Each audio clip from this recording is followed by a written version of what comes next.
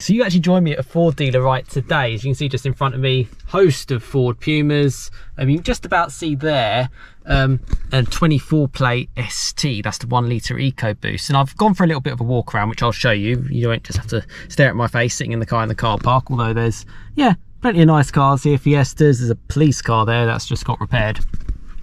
And yeah, what are they actually selling today and what makes sense in today's world? Now, I'm filming this right at the end of March 2024. In fact, we're basically in April now. We're on the Easter weekend. And I'm kind of like, what are Ford doing? What are they selling? What do you guys want to buy? What are we kind of seeing in this kind of world? So you look at certain things, so say like a lot of companies, first of all, as Ford, all of the manufacturers have fleet averages that they have to adhere to now. So they have to sell, I think, 22% electric cars now. Now, I've had a little look around this, as you'll see from the walk around as I'm kind of talking. And I don't see many EVs at all. I mean, there's the odd Mach-E, I think. But certainly for me, the stuff that sticks out is the Puma, and the Puma's obviously a Fiesta jumped up. They've stopped making the Fiesta, and the Focus. Those are kind of the two cars. I like the stuff like the Cougar and that. I think for families it kind of works well. For me, I'm devastated. You know, just to the right of me, there's a little Fiesta ST line that they're not being made anymore. And I started off by showing sort of like the Puma in the nice azure blue. It's gorgeous paintwork actually, and I have driven that car on my channel if you want to check it out, link above. Yeah, and you can see that that's a good little drive, and it's pretty much it's the top of the range ST that they actually make now. I've seen like there was a 24 plate Focus ST which looked good. No track packs. You know, I love a main dealer to a point. But yeah, for sure, just use Auto Trader and see which main dealer is potentially of a right price to you. Now, for example, for me, like I look at say like my mum or for someone in my family, what's a car that you can just get in and do everything with? Well, you can't really go wrong with a Volkswagen Golf, which is what I have. I have a Golf R, but yeah, you know, you can just get a Mark 7 Golf and you're pretty much set. That's where I'm at. But the Pumas are pretty good, and you can kind of see how they work well in the UK. They work well in the UK because of that sort of high riding position. They are slightly more comfortable, they are slightly more practical, and they've got stuff like, yeah, some cool little features. But what are these companies going to do, like Ford, going forward with so many different rules coming into place? You know, I've mentioned recently around cybersecurity stuff as well, which has affected such products like the Porsche Cayman, which I kind of mentioned. You know, you've got emissions, you've got all sorts of things. They've got to think about life cycles of their cars. What's going to make sense going forward? What is actually going to make sense? It's really, really tricky. It's really, really tricky times. And sort of coming around here, I'm sort of like, it's basically a sea of Pumas, and no 1.5 anymore, so they've kind of got rid of that. No manual, but that's pretty much all they're selling. And you know, they're going to obviously try and sell as many Mach-E's as they can. That's what they're kind of going for. I've then come across some really nice Fiesta STs, some Mark 8.5 facelifts, which have looked great. One's already sold, funny enough. Not surprised it's got a sold sign on it. It's in a mean green colour. And there's a red one which isn't sold, which looks quite nice. There's a black one as well, with a couple of Focus STs knocking around.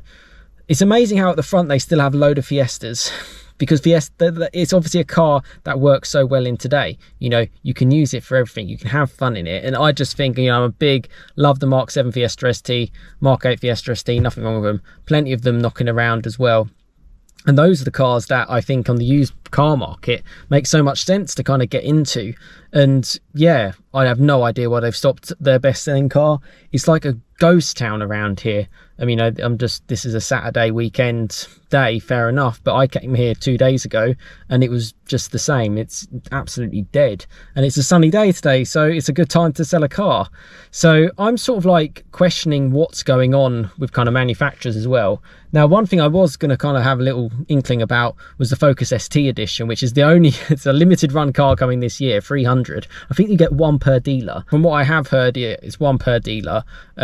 I haven't seen any images or any footage of it yet, and I hopefully will try and get that for you soon. There is one up for sale at £43,000, and that's the information that it kind of says. So that'll be interesting to see, and it's nice to kind of see that they're still trying something. And they're good cars, they're fast Ford cars. You know, I saw that Azura Blue just in front of me, and I'm like, oh, what a cool car. You know, that's really, really nice. And that's kind of why you know, it's just about hanging on to some some elements of what makes Ford for me, and you know, what are they selling today, and what makes sense today. Like, I've got nothing wrong with that kind of car. I just think it should be alongside, say, like the 1.5.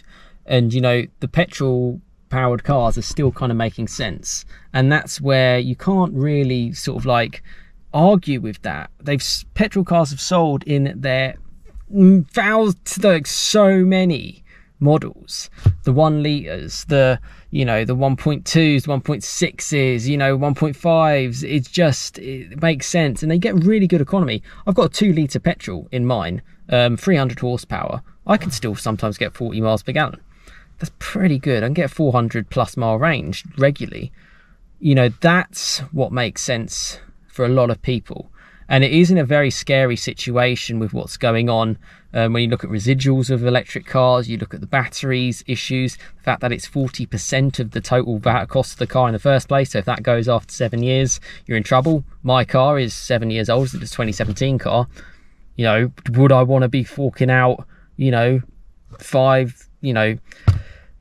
yeah, I can't even get my words out, you know, sort of like 5 figures on fixing something at this stage? No chance. You know, I paid just under £25,000 for this car, probably still worth over 15, and I've done about 50,000 miles, got another 50,000 miles left in it, and another 7 years.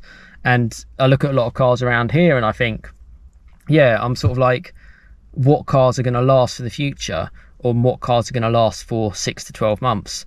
And the EVs are the ones that are the 6 to 12 months. But it's not the fault of Ford, it's not the fault of a lot of manufacturers, but it's just what is basically has to happen now, apparently. And that's just something we're going to have to kind of get on board with. But from an actual perspective of a buyer who comes to somewhere like this to have a little look around, although I would technically advise just go on Auto Trader and have a little look to see what's the best deal on whatever car you want. I'm a big fast Ford fan. I love my Fords. I always have done. It's just a childhood kind of thing for me. I like playing with cars, and I aspired to own some of the best ones, and I feel I have owned the best ones. My RS edition was brilliant. My Fiesta ST 200 was brilliant. Fiesta ST, the Mark 7 was brilliant.